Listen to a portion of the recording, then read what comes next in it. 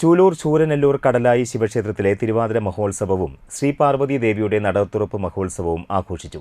ഗണപതി ഹോമം, പ്രഭാതപൂജ എന്നിവയ്ക്ക് ശേഷം മഹാദേവനും പാർവതി ദേവിക്കും വിശേഷാൽ പഞ്ചവിംശതി കലശമാടി. വൈകിട്ട് ദീപാരാധനയ്ക്ക് ശേഷം മഹാനിവേദ്യ സമർപ്പണം നടത്തി.